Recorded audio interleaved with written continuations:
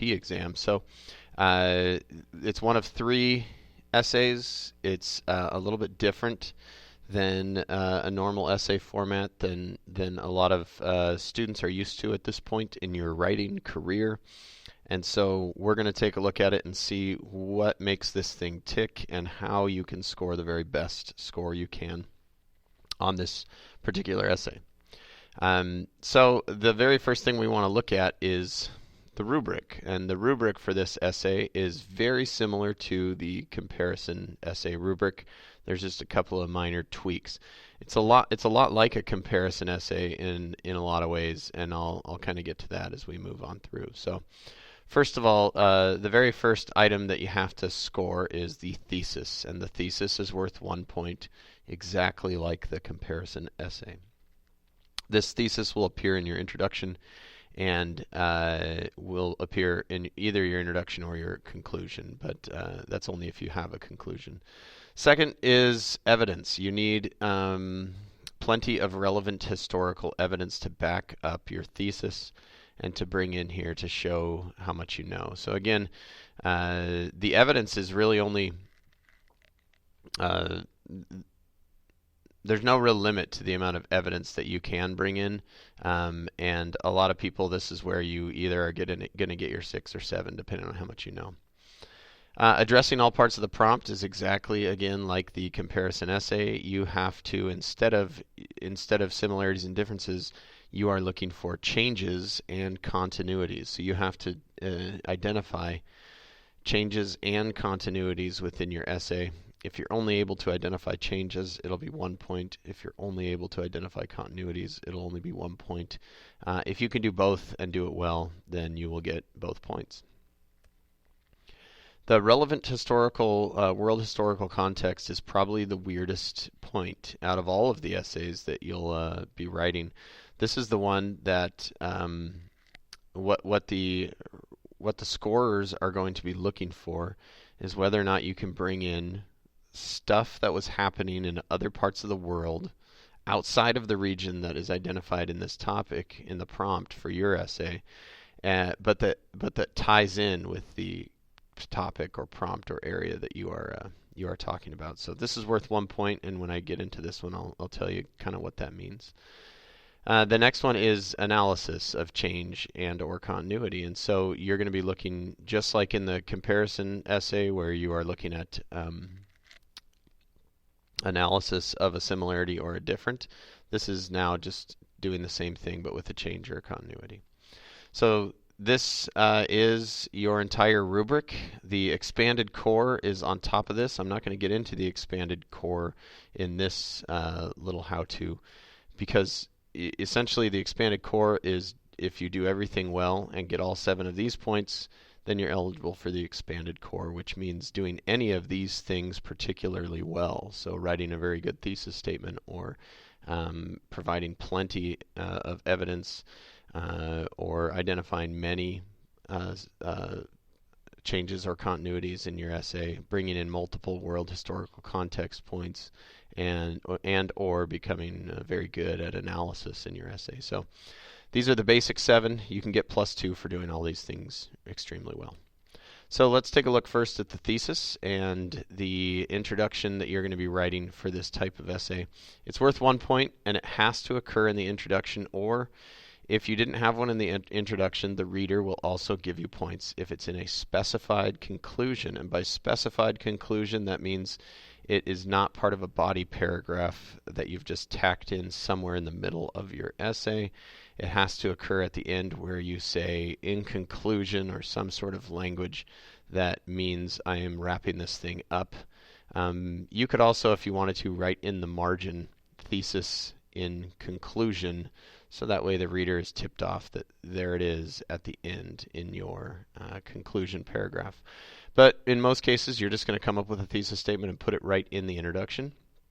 It has to contain, and this is very similar to the comparison essay, has to contain a change, a continuity, and the time period that you're discussing in your prompt, and then the region or the location that is in the prompt. And then finally, It has to be relevant to the topic, and this is where a valid change or a valid continuity is coming in here. So if you have something, a prompt that says something about an economic, analyze changes in continuity in commerce and economics, and you're talking only about political structure or social changes and continuities, those are not valid because they are not relevant to the topic. So you have to make sure you are sticking to the topic strictly in this essay. This can get you in trouble if you're kind of a wanderer and you like to talk about a lot of different things, but the essay reader is only looking for things that are relevant to the topic in order to give you points. You can say a lot of true things, but if they're not relevant to the topic at hand, you don't get it. And then again, mentioning the time period within your introduction and thesis is important. The time period on this essay is probably more important than in any other essay because it's talking about a specified time period which can cover either, it can cover one specific unit in world history, say Unit 3 or Unit 4, or it can kind of cross multiple time periods, or on occasion it contains a specific date which is in there for a specific reason, and we'll look at that in just a moment. So there's what it must contain, and I'll kind of show you what this looks like as we move on through a sample. So let's look at an example prompt, and this is really similar to a prompt that has actually been used on the AP exam before. And I think it's a really kind of good one. It's fairly straightforward. And here it is. Analyze the changes and continuities in religious belief and practices in Latin America from 1492 to the present. So we can see here, we have in this prompt, here is the topic right here, religious beliefs and practices. That's what we're going to be sticking to the entire time. We're not going to talk about politics or social life or economics or environment. We're talking about religious beliefs and practices, and anything that we talk about is in the context of that topic. So there's the topic. This is the region, Latin America, from 1492 to the present. Here's the time period. So everything that we're writing in our thesis statement is going to be centered around these three pieces right here. And the other part analyzes the changes and continuities is just what's in every single prompt for this essay. It's what the essay is. So religious beliefs and practices, Latin America, 1492 to the present. So we notice something about that date. It's not exactly a cutoff period for one of the units in world history. It's a specified date, which is pretty relevant. And if we know our history of Latin America, we know what happened in 1492, and that's one of the other things that the readers here are going to be checking to see if you are keyed into as well. And most people can get a date like that pretty well. So for a pre-write for this one, what we're going to do is we're going to create a list of possible changes and possible continuities. This is very much like the way you populate your list in a comparison essay with similarities and differences.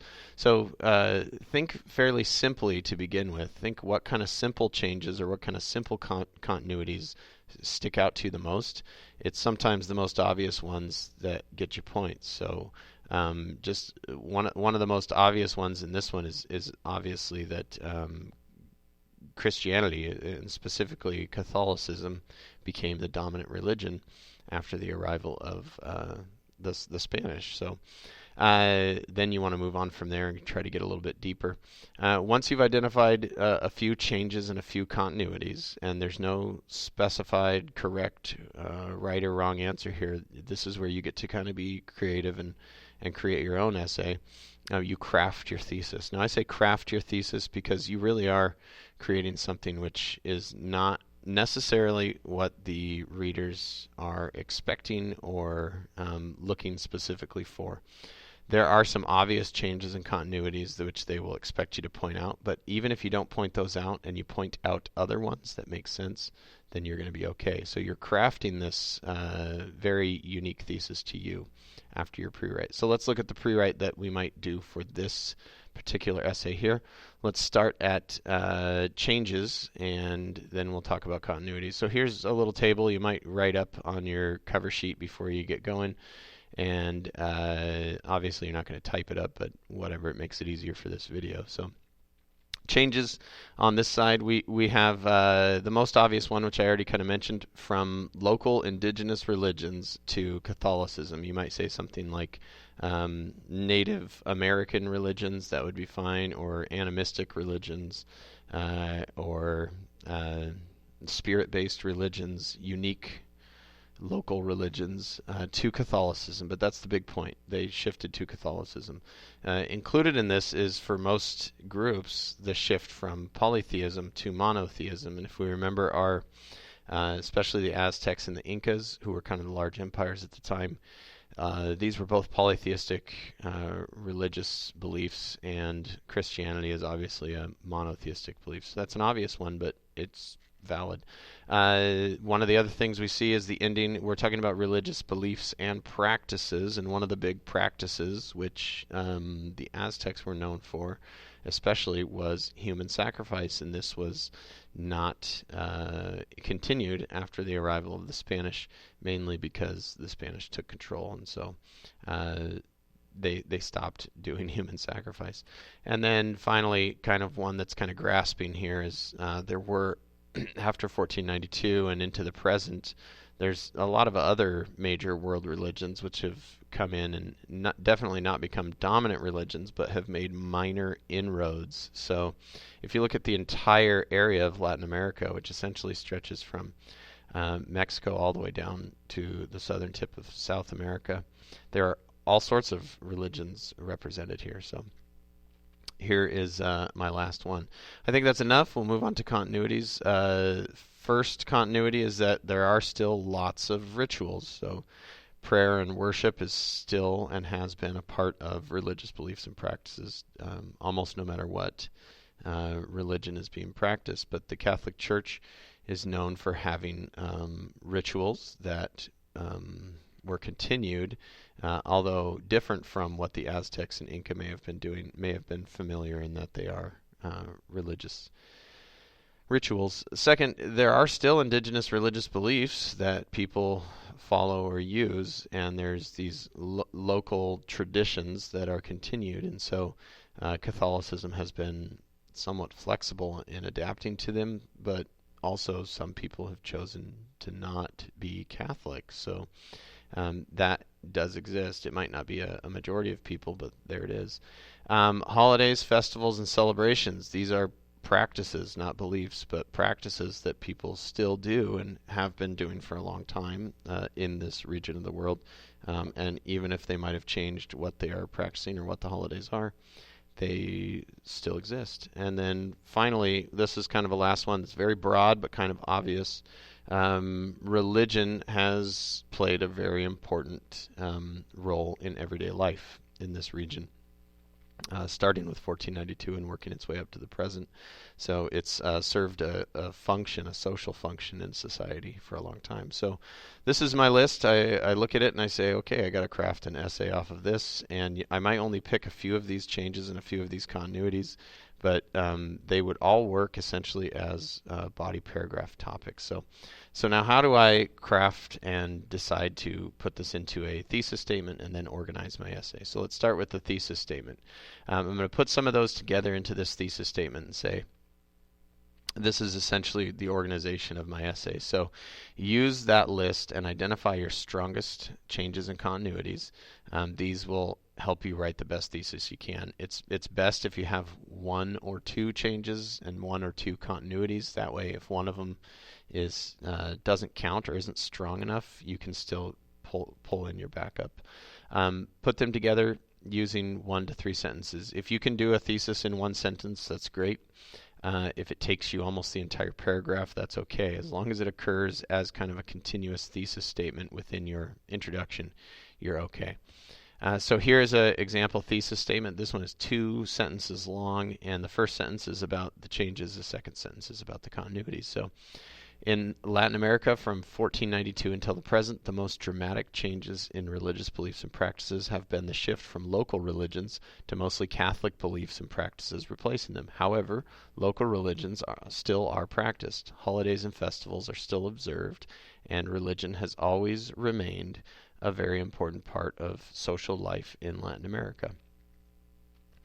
Let's break this thing up into the pieces that I was talking about earlier.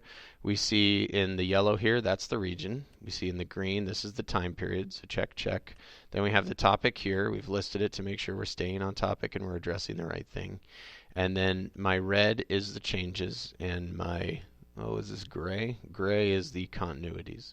So here's your thesis statement. It needs to include all these things. They're all in there. Check, check. We get the point. We don't get any more points in the introduction, and so we move on to the body of the essay. So body paragraphs are relatively simple once you get a good formula for them. So after you write your thesis and your introduction, the body paragraph should all follow this format in order to be fairly successful. Make sure that you're using topic sentences in your body paragraph that alert the reader that this is what the topic is that you're going to be talking about. So each paragraph should be about a change or a continuity. So stick to one specific change or continuity and write your paragraph about that one. You should always have evidence to support that topic sentence. So for instance, if I said it changed from polytheistic religions to monotheistic religions, and that was my topic, I need to provide evidence of what religions were polytheistic and which ones were monotheistic, and if possible, cite specific religious beliefs. So I might want to bring in one or two of the Incan gods. I might want to talk about the Spanish or Catholic idea of God compared to the multiple polytheistic gods that the Aztecs or the Incas worshipped. And then I would always want to include analysis of how or why did this change. So if I'm saying it changed from polytheistic to monotheistic beliefs, I want to say how. So sometimes this is easier than other times. If I can explain or if I can come up with reasons why or how this changed, I want to make sure I try. That way I get points for analysis. And then that last part, the world historical context. Is there any other changes or things that were happening, processes that were occurring outside of Latin America that are related to this topic? So if I can bring in anything about Catholicism or polytheistic beliefs that relate to this specific region and this topic, then I want to make sure I do that. Sometimes this isn't possible in every single paragraph, but you should be able to sometime in your essay bring in world historical context. And so I think it's a good idea to try in every single paragraph. That way if you miss on one, you'll be okay on the next one. So here's an example body paragraph, and it is using the topic, the big picture topic here, which was a shift from indigenous religions to Catholicism. So we have right there, the biggest change is the topic sentence that occurred from 1492 until the present was the shift from indigenous religions to Roman Catholicism. Then I'm looking at evidence. So my evidence that I have in here is in the blue.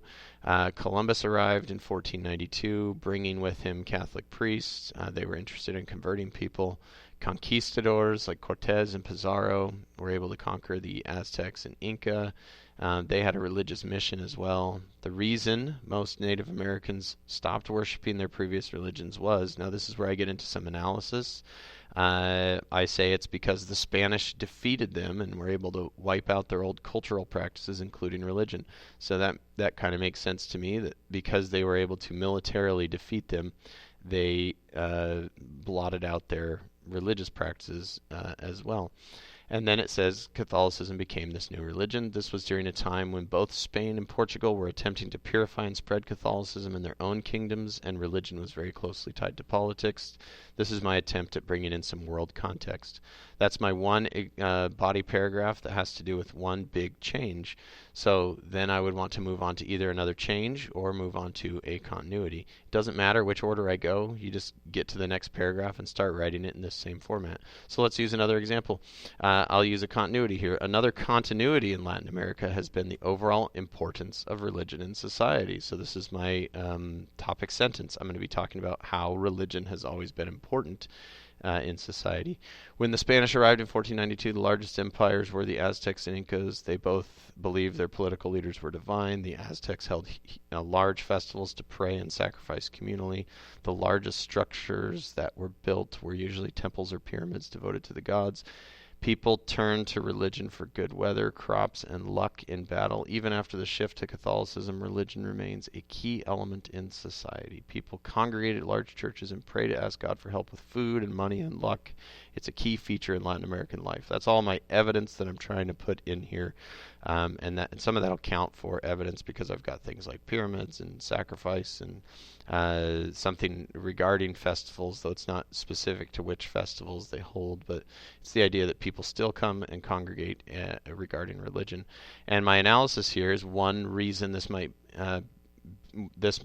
might be the idea of a more personal and kind God, which was a smooth transition. In addition to the idea of a holy man who is connected to God, the Pope may have been attractive to people who are used to their leader, who used to believe their leader was divine. So there's my analysis here. Why did this happen? And then the last part is a shot at world historical context. The Pope continues to be a respected figure by all Catholics worldwide. So remember, in this essay, the more evidence you have, the better. The requirements for evidence are going to change from year to year, depending on how well written the prompt is and how I don't want to say how easy it is, but they will adjust the amount of evidence that you have or that you are required to have for the most points. Try to attempt analysis in every paragraph. Answer the question how or why. Get used to asking yourself that. It's a little bit of a Socratic questioning. Think of a 3-year-old saying, "Yeah, but why? But why? But why?" And if you ask yourself that question all the time and you're trying to answer it, then that's good. The world historical context only counts if it's relevant to the topic and can tie into the region somehow. So if, for instance, you're talking about this topic that we've been looking at and you just mentioned something about how the gunpowder empires or the Ottoman Empire was powerful in the Middle East at this time, that has nothing to do with this topic other than that you've talked about a religion in another part of the world. So you got to be able to tie it in a way that makes sense, that might impact this in some way. So think of something that is relevant and happening in other parts of the world that might make this occur. So for instance, I mentioned one of the pieces of evidence was the introduction of Protestantism. I might want to mention the Protestant Reformation in that paragraph and say that that was happening in another part of the world. And lastly, well, not lastly, 2 to 4 body paragraphs can be enough to score full points. My recommendation is 3 body paragraphs. You might identify two changes, 2 continuities for 4 body paragraphs, and that would be a good attempt at getting the best possible score you can. That's a total of 5 paragraphs for this essay, including the introduction. So, but again, that's if you're a strong writer and you organize in 5 minutes and you can write a paragraph every 5 minutes, that's what it's going to be. And remember, you're kind of pouring your heart and soul out here. So if you put bad information, it's not a final draft. It's just getting all the stuff you can out there. So, and then the conclusion again is not necessary. So don't stress over a conclusion. You don't need it unless you need to redo your thesis. So, I like to kind of think of this essay as a photograph. You take a photograph of the beginning time period. What did this region look like at 1492? And then what did this region look like at the end of the time period? So the present for this one. And then I want to explain how did it get there. So I'm looking at what is the same, what is not the same, and how did it get there. So practice this one. Leave any comments you need or questions below, and I'll try to answer them as best as I can. Otherwise, remember, there aren't any shortcuts. In order to be awesome, you have to practice being awesome. So get out there and be awesome.